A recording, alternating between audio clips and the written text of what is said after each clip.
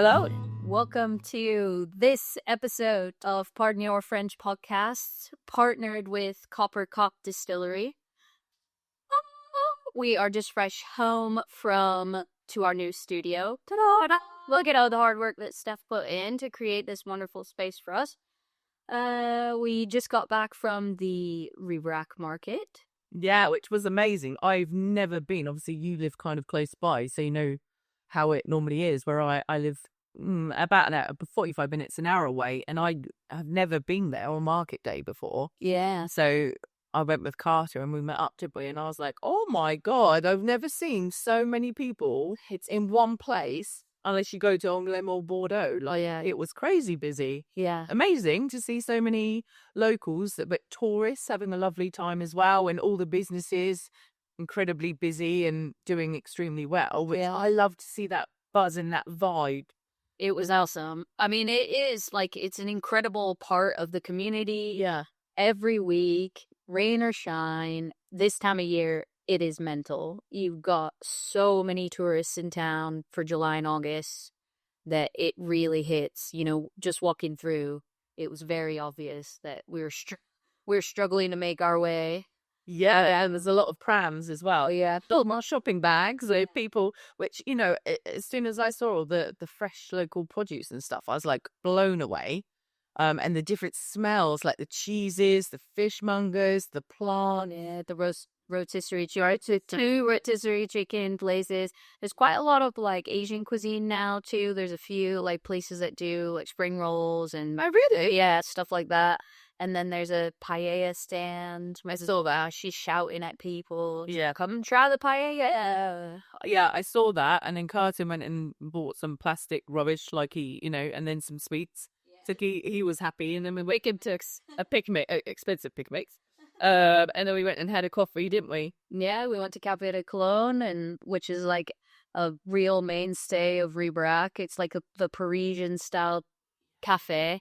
And it's always packed on market day. I mean, it's like right in the heart of the market. So, and I love it. You know, it was just sit outside, I think, one day maybe, and we can just people watch. Yeah, I'd love to do that. Well, and that road's normally open, so Simon and I like to sit at the table outside the front, and yeah, people watch. But Simon, I forget what he calls it, but it's like, you know, it's like cruising Main Street in your car. He likes to drive because he hit the speed hump, which goes right in front of the cafe, and like, you showing off his car. Yeah, people coming through. It's so funny. Yeah, it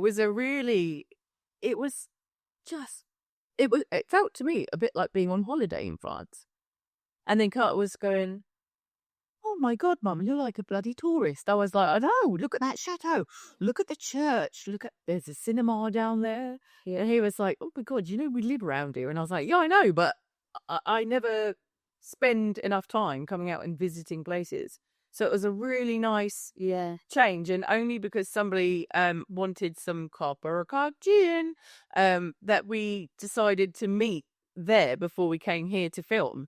And I'm so glad she asked, because I was like, this is such a great excuse to be able to go out and be less busy and actually enjoy life in France a little bit more. And then we bumped into Willy Wonka, Lex himself. Yeah, Lex has a brand new display for his gin table. He says, yeah, my mom saw some pictures and said, that looks shit.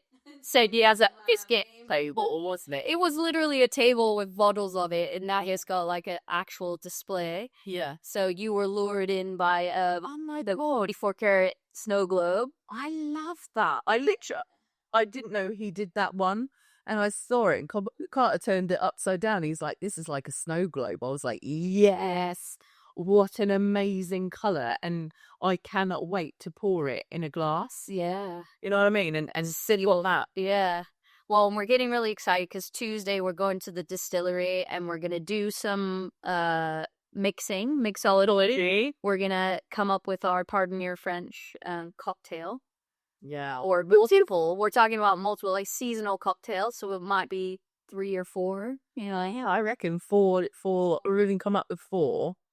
A summer one and a winter one, a spring one, because everybody loves spring here, don't they? You know, after we've been through the winter. It's my favorite time of year. And lime. Yeah, and all the trees get their leaves and everything gets lush and green before it starts to get. It's underlining. Yeah. So we're gonna just work with Lex, aren't we, and just come up with the design. I think once we get that lovely glass and then the design a bit, I've got a couple of ideas in my mind of what I think would look really cool. But obviously the flavour will be there because they're using the Coppercock gin, and then obviously.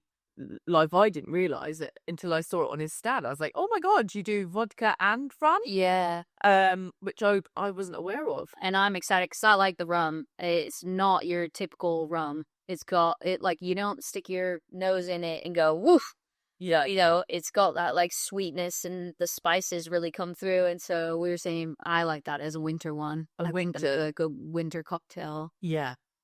So that's going to be really exciting. So we're going to have a little play around, aren't we? And sit. So we're going to film it so you guys can watch it as well and see how it evolves into an actual cocktail.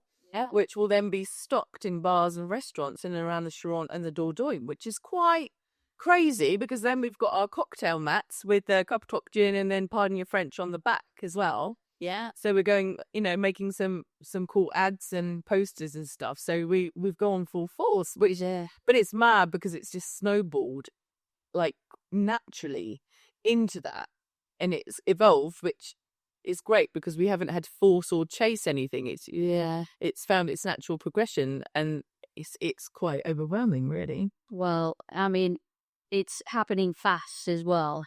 I don't think you or I expected it at all to kind of take off the way it has. And we're super grateful to all of our listeners and the people who enjoy watching us make fools of ourselves on YouTube. And support. Yeah. It's I did an interview with Steve, a guy that I know who's got his own.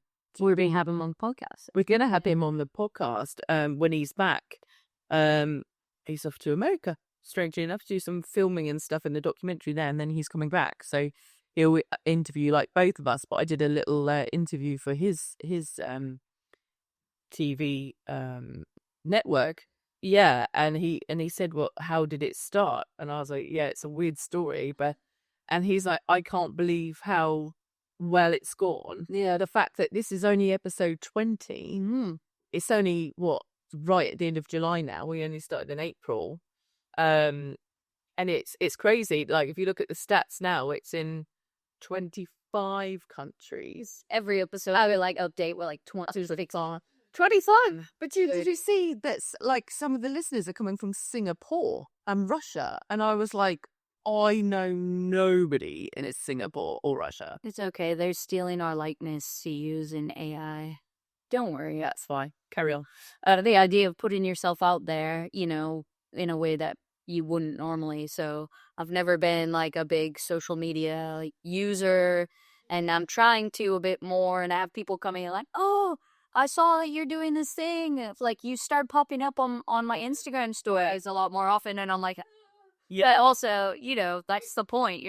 We're supposed to be doing that, and it's cool. And the amount of people that are sharing all our adverts and stuff like that, Willy Wonka, the announcement of Pardon Your French and Coppercock Gin, like the partnership, that's gone crazy. That visual, I think people just kind of fell in love with, and the theme of the gin Willy Wonka, people. Thankfully, you spent hours on that, so I think that was about people went, "Oh my god!" I kept getting versions. I'm like, "Yeah, that's great, and then she's like, "Oh, here's a new one. Oh, you changed it. Oh, great. Yeah. Version after version, like, I can make it better. That obsessive kind of, I can keep going until I love every single element and movement and motion and color. It's an obsession. Not a good one because it drives me to distraction sometimes. But people love to watch them, which is lovely. And then you think all the hard work kind of pays off from there. It's like anything creative, isn't it? You're your own worst critic, and I would see things that other people go, "Yeah, that works really smoothly." I'm like, "No, that champagne bottle hasn't popped at the right second of that." Like crazy. But yeah, so we're looking forward to being a lot more creative and then going on the road and having lots of exciting guests actually that we've got lined. We'll keep you secret, but we've got lined up. Our goal today was actually to do a live podcast from here, a live stream on YouTube. And since our technology skills aren't super great, we realized that it seems like we can only do like a 3-minute live stream video through YouTube. So we're still working that out. But I really wanted to live stream from the studio because you did such an amazing job. Like, you made all of this, you made the sign. I mean, the color is fantastic. We didn't have to change the color, but the color is fantastic. Yeah. The lighting, it's very you. This is very it's very, do you know what? Like, Carter went, you're mad. I spent 8 hours just doing that greenery. Literally every single piece of greenery is glued in. But twice. So I've got 2 layers, one on top of the other to give it that like dense kind of look. And then literally I went to Sedgecor and bought the canvas, and then I saw the little wooden letters, and I bought out the whole of Sedgecor. So I've made that sign and another matching sign, and I've got another one to make. So I was going to do the colours in a slightly different, the words in a slightly different colour. So I sat like a 5-year-old and was gluing all these letters on. But I'm really happy with the way it, turned out. And it's so nice that you guys could just turn up if, obviously when we film or, when guests come, we've got like a couple of sets that's constantly remaining. Yeah. And we don't have to like move around, and it's not a nightmare to set up and put down every single time. It will just remain like this. And we're in our own little self-contained studio. So we've got a kitchen and a bathroom, and then you've got a treadmill now. Yeah, you went a bit mad with the treadmill installed, didn't you? Yeah, I had to get my French neighbour round, and he had to basically take out my windows in the chalet.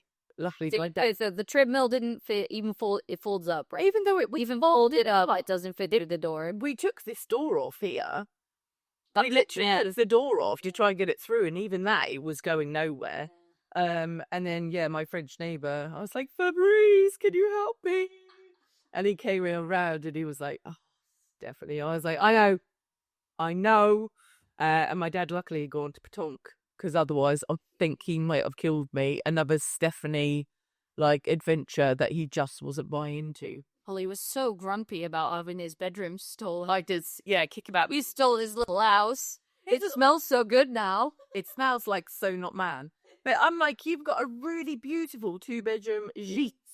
Like, move in there. And he was like, I was like, you got a double bed. You're stuck on a little single bed here. Like, he will cope with like the bare minimum. Yeah. And I'm like, but you could live in luxury up there. It's like your house. Like, you don't need to sleep on a little wooden bed with a sleeping bag. Like, bless him. So anyway, he's now living a life of luxury. That's what I said to Steve. Oh, Steve. But yeah, so we're gonna turn his bedroom into a DJ studio, and then we've got a gym. We've got everything we need. We're gonna do a nice little dining area out the front. Yeah. So we can have the lunch after we filmed and stuff. When guests come, we've got a kitchen and get a little fridge, all of that sort of shenanigans. Yeah. So yeah, it's cool. It's getting there. I've got a few more finishing touches, like the sound pads I need to put on, and I've got a really cool rug, black and white one, to go over here.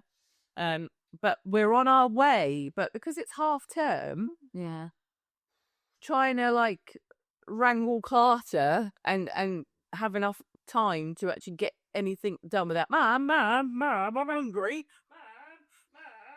Well, he wanted to come on the treadmill. We're like, no, while we're filming. He would come up there. He's like pounding on the treadmill with his music. Do you know what?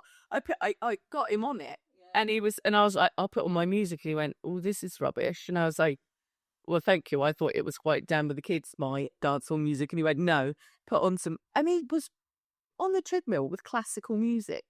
Really? Like classical. He told me he listens to rap. And he listens to that that's like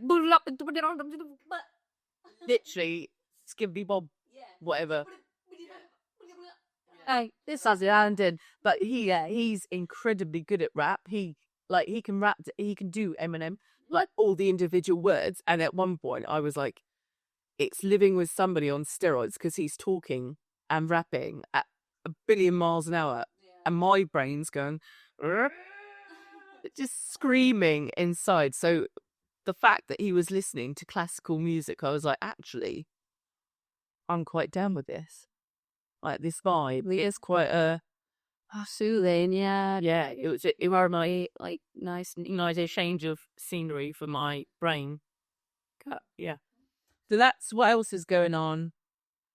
Oh, just oh man, it's just busy. It's just busy this time of year. Just so crazy. So one of the reasons that I went to Ribret was to obviously meet you there and Lex and talk about our episode on Tuesday, but also to collect a few bottles for somebody that was like, "Oh, can you get me some Carpenter gin?" Yeah. I was like, "Of course, I freaking can." So when we were stood there, we were like, actually, because I'm so far away from you guys, and it's a trek for people here to go and, Ribrac to go and get it. I was like, actually, we can do like once a month orders. So if you live local to Brossac or anywhere in and around this area, and you want to get your hands on some gin or some vodka or rum, just let me know and we can place like once a month orders. Yeah. He can deliver it, load up the van. And we can go from there. But it would be so cool once it's in all the bars and restaurants as well. Yeah. I think that's going to be epic. So you can get your hands on it when you're going out for a meal or for a drinky booze. Definitely. But if you want to get it in your own home too, we can help with that. So just message me and we'll share all like the flavors and what you're getting. But yeah, so lots of cool things happening. Yeah. I it's hard to keep up with, isn't it? Because for me, yeah, I'm like, man, every time I come here is like bigger and better and all their stuff. I just want We got all the gadgets and gizmos. Call the guy. but do you remember the first episode? What did we even record? I can't remember. We were in my Jeep.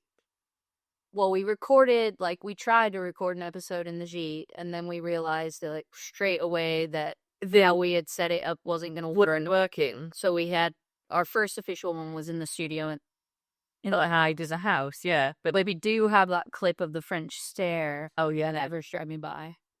Whoever they were.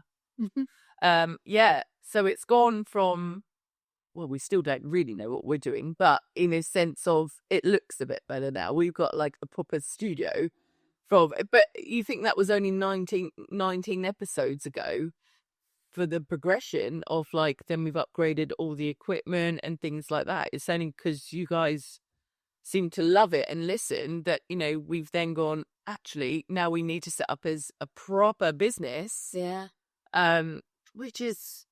Yeah, so we actually, like, that is one of the future episodes very soon. Yeah. We need to get somebody in, and what we're going to do is we're going to actually pay somebody to let us record them setting the business up for us. Yeah. Not helping us set up the business ourselves. And explain about, zero numbers, registrations, and all of these things. Yeah, you guys can get some really great information, but obviously see the start of Pardon Your French podcast is that actual business. Like, yeah. So we want to make sure we do it the right way. Yeah, absolutely. And, I haven't got a clue about admin, but obviously you've got more of an idea than I have, but we want somebody who's a specialist in that field to kind of guide us through it all. And then we're going to, go from there. It's just mind-blowing, really. But it's exciting. There's so many different things. Like, I was thinking about the playing cards. Yeah. Which is a really good twist on, people going to a bar or restaurant and you've got kids, keeping them entertained off of iPads and stuff. Yeah. I used to love playing, it was called Clock. I don't know if you had it in America, where you get all your cards and... Yeah, it's a solitaire game. Yeah, things like that. Card games, things, little things that I think just make a night more fun and interesting and kids learning rather than just watching. Yeah, watching the parents drink gin. Watching their parents drink or getting really embarrassed when they get up on the dance floor, because I'm a classic for that. Carter gets absolutely mortified. Oh God, here she goes again. She goes, she doesn't stop. And I don't even let her stop. So once she gets up there dancing, she never comes back. I don't go for a drink. I don't go for a pee. No, I'm on that dance floor and I remain there. And I'm normally like the last one off, but the first one on. And I don't normally drink, to be honest, to be able to get on the dance floor. I don't have to have an alcoholic drink to be able to dance the night away. So I'm very excited for the 9th of August. There is a dancehall soccer reggae night over at Beauvallon. Yeah. Beauvallon. Yeah. Which is a Montguillon, which say 15-20 minute drive from me. But it's, I don't know if you know it, it's like one of my favourite places to go because it's got such a, it's like in the middle of a forest and it's a beach, but it's got the most amazing like bar restaurant on it. Like a lake beach. Yeah. But it's very secluded. But the people that run and own it are just incredible. I think they spend 6 months of the year in the Caribbean, and they're here for the summer. And they're just the friendliest, coolest people that I've met. And when like I've told you before, when I moved, like I've loved dancehall and soccer and stuff. And when I moved here, I didn't really think it was a thing in France. Yeah, I know. I mean, out here, I've never experienced it. Like, I've never happened upon anyone that likes it. Yeah, but it's actually quite reggae in France. It's a really big deal. But I went to this Beauvallon by chance of one of my friends, and I was like, hang on a minute. And I just listening to the music, and I was like, what? This is amazing. And Jack, who's like the owner, he's got like the coolest, longest dreads. They're literally down to his ankles. Like those are heavy. Those they're really heavy, but the family run it, family business, and they're super cool. And the food, I think it's Jack's brother who's like the chef. Food is amazing, so you do need to book if you want to go. And it's called Beauvallon, and this is the 9th of August. Yeah. So that's Saturday. Next Saturday. Yeah. If anyone wants to go, let me know and I'll give you the details. Yeah. And I'll give you some better directions because I first went there. The first time I went there was with somebody I knew. The second time I was taking somebody that hadn't been before, and I went with the sat nav, and it literally took me into this forest. You were like near somebody's house, and I was like, I'm sure this isn't the way that I came. And I know that's happened to like a few people. Yeah. So it's like a jewel. Like when you know it where it is, you're in the know. But if you don't know it, you probably wouldn't find it for a sat nav. Yeah. But it's one of my favorite places to go. So I'm hoping we can do a little something there. Yeah. Some footage of anything with them because I love collaborating. I think it's an amazing thing to do, and I love supporting a local business. And obviously they're there running their business. They work incredibly hard. Yeah. But there's always so many people compared to the amount of people that work there. They're non-stop. But their service is great. The food's great. The atmosphere is great. The kids love it. Carter and his friends. I'm happy as a parent to just sit and watch them like kids' activities. They got Water, yeah. So they got pedlos and I think at one point they had like kayaks. I can't remember. I just see this big yellow duck that Carter and his pens were on, and I was like, wait a minute. And it was a really good price. I think it was like €15 or something for like half an hour. It was a really good price, and they got like a little play area. But it's a very family orientated place to be. So your kids make friends with other kids, which is really lovely. Yeah. So yeah, amazing place to go. Highly recommend it in every way. Be there or be square. Be there or be square. But yeah, if you want to go and you're available next Saturday, let me know because I'm definitely gonna be there. Cool. Well, another thing to bring my dad to. Dougie will love it. Love it. And it's crazy when me and you get on the dance floor, everyone just laughs. Yeah, because I like you two are complete wankers, and we're like, we know. My dad was like, what are you and stuff like to do? I was like, dance. Yes. Like mainly we just dance. Like we're like 20. Yeah.